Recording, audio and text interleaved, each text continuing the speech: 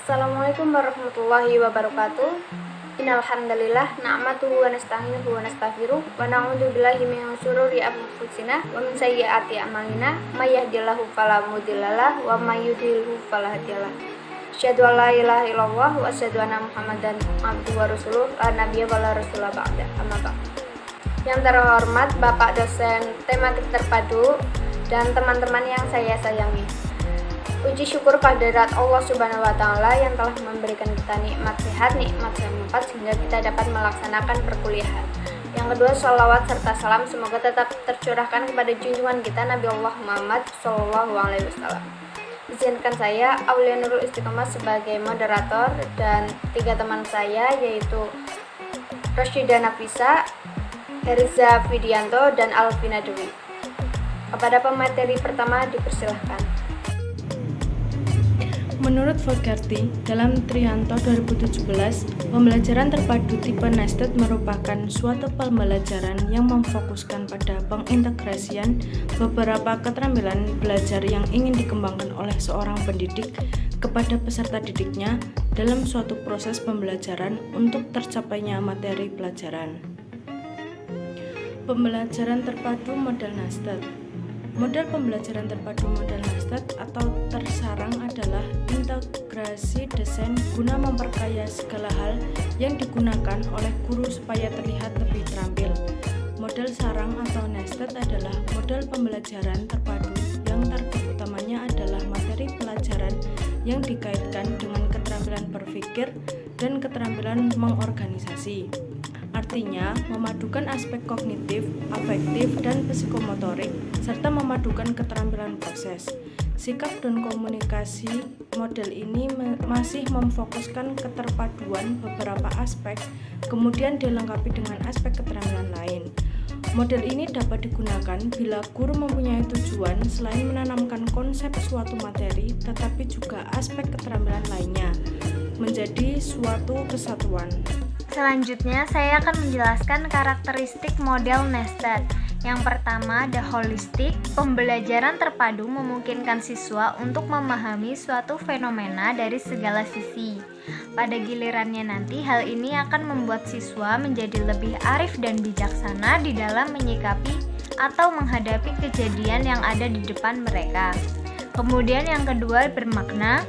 Pengkajian suatu fenomena dari berbagai macam aspek seperti yang dijelaskan memungkinkan terbentuknya semacam jalinan antar konsep-konsep yang berhubungan yang disebut skemata.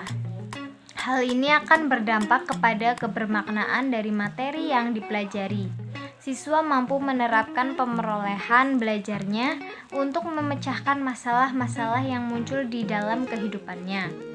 Kemudian, yang ketiga ada otentik. Pembelajaran terpadu juga memungkinkan siswa memahami secara langsung prinsip dan konsep yang ingin dipelajarinya melalui kegiatan belajar secara langsung.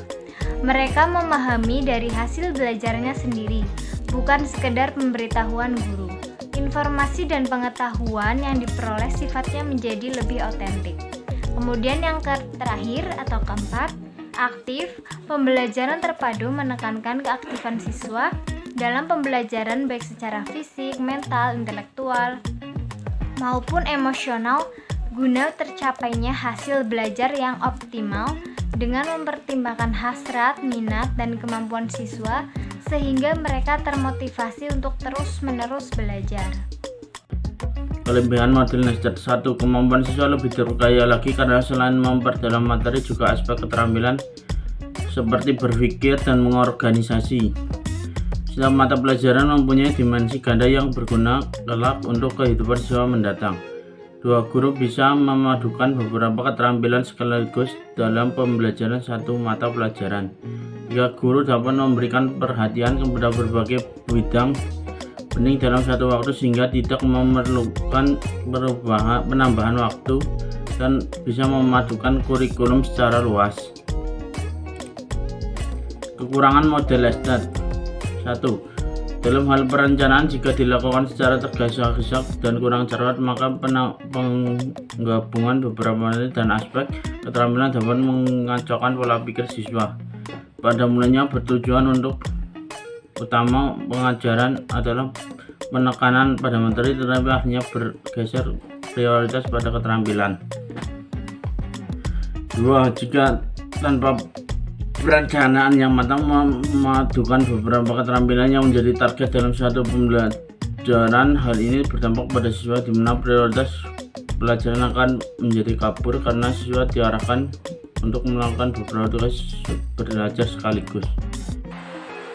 Untuk mengimplementasikan pembelajaran nested ada 3, yaitu perencanaan, pelaksanaan, dan evaluasi.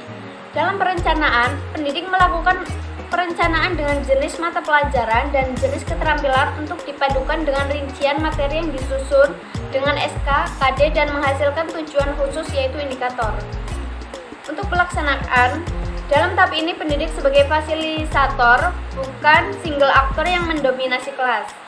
Di sini peserta didik diberi tanggung jawab untuk terampil secara berkelompok maupun individu. Yang ketiga, evaluasi. Setiap pembelajaran haruslah memiliki evaluasi. Karena itu pendidik mengajak peserta didik melakukan evaluasi terhadap pembelajaran untuk mengetahui sampai mana pemahaman siswa. Mungkin sekian presentasi dari kelompok kami. Kami akhiri. Wassalamualaikum warahmatullahi wabarakatuh.